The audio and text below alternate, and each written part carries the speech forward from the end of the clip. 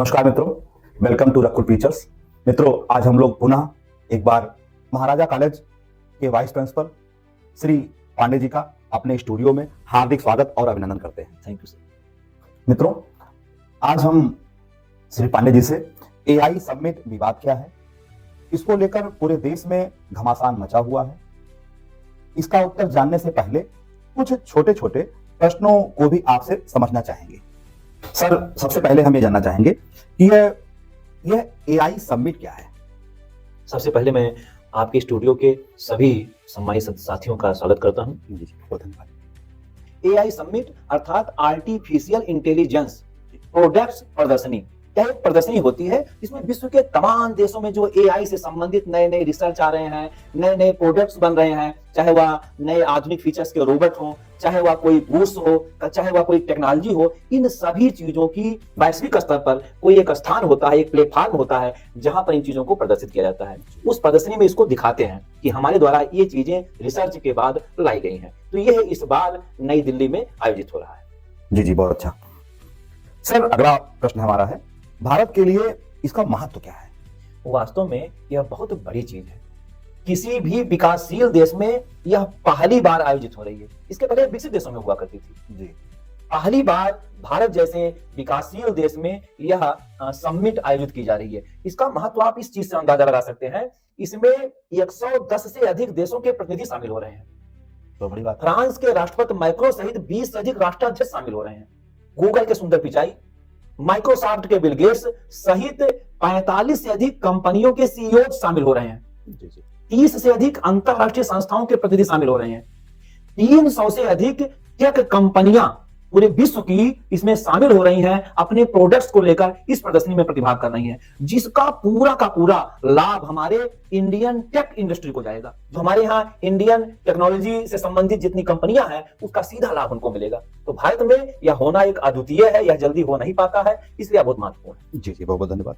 Sir, ये AI summit का vision क्या है, थीम क्या है। हाँ, ये जो थीम इस बार रखा गया है, ये एआई इम्पैक्ट समिट 2026 जो नई दिल्ली में मंडपम में हो रही है, इसका जो विजन रखा गया है वो एआई फॉर ऑल अर्थात सर्वजन हिताय सर्वजन सुखाय।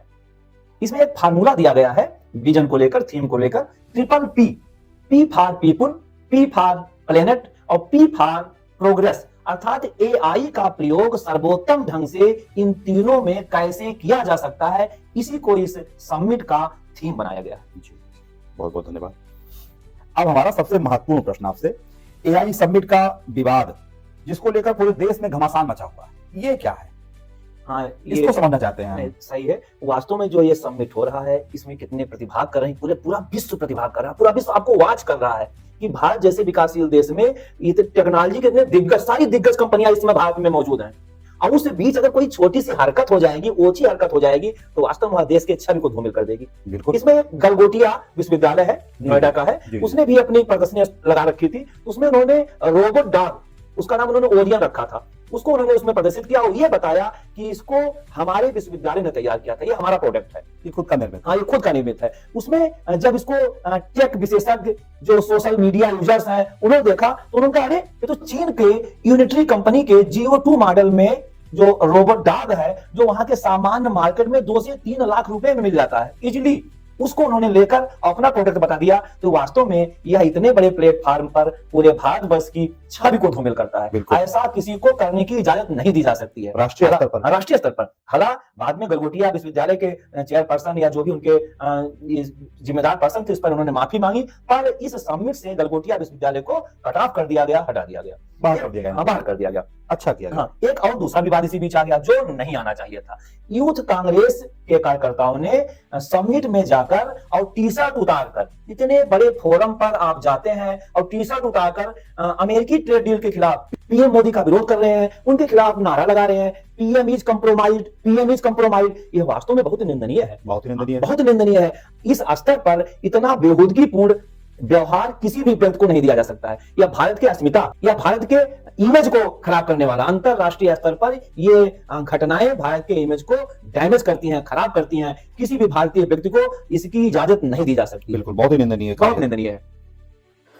एक चीज और मैं बताना चाहूंगा कि अगर आपको मान लीजिए विरोध करना है, किसी दूसरे फोरम पे चले जाइए और वहां विरोध कीजिए। मैं नहीं कह रहा हूं, लोग करते हैं, विरोध का अधिकार है, हक है, पर ऐसे महत्वपूर्ण फोरम पर, प्लेटफॉर्म पर, जहां पर देश के इमेज को बनाया जा रहा है, मेंटेन किया जा रहा है, वहां विरोध कर रहे हैं। तो आप विरोध कीजिए, पर आप अपना प्लेटफॉर्म अलग कर दीजिए, दूसरे प्लेटफॉर्म पर विरोध कीजिए। आप यह निंदनीय है। जी जी, बहुत सही, बहुत बढ़िया सर। इस सेशन का हमारा अंतिम प्रश्न, इस एआई समिट से भारत को क्या फायदा होगा? ये वास्तव में ये सबसे महत्वपूर्ण प्रश्न है। इसका लाभ क्या होगा जी, विश्व के तमाम दिग्गज कंपनियां इस समय भारत के कैंपस में हैं। 300 से अधिक कंपनियां अपने प्रोडक्ट्स लेकर आ रही हैं, उनको हमको देखने का मौका मिल रहा है। इस समिट का जो लक्ष्य है, उद्देश्य है, भारत को एआई का ग्लोबल हब बनाना। हम ग्लोबल हब की तरफ बढ़ रहे हैं एआई सिस्टम पर। हम एआई को कितना आगे ले जाएंगे, कहीं कहीं हमको ऐसा लग रहा है कि भारत एआई का नेतृत्व करने जा रहा है। तो हमको सबसे बड़ा लाभ इसका मिलेगा कि हम ग्लोबल एआई हब बन जाएंगे। बहुत बहुत धन्यवाद सर। और इसी के साथ हम अपने स्टूडियो के सभी कर्मचारियों के साथ आपका बहुत बहुत धन्यवाद और आभार व्यक्त करते हैं यहाँ पर आने के लिए और इस महत्वपूर्ण चर्चा पर अपने विचार रखने के लिए। बहुत बहुत धन्यवाद। Thank you sir. वंदे मातरम। जय हिंद। जय हिंद।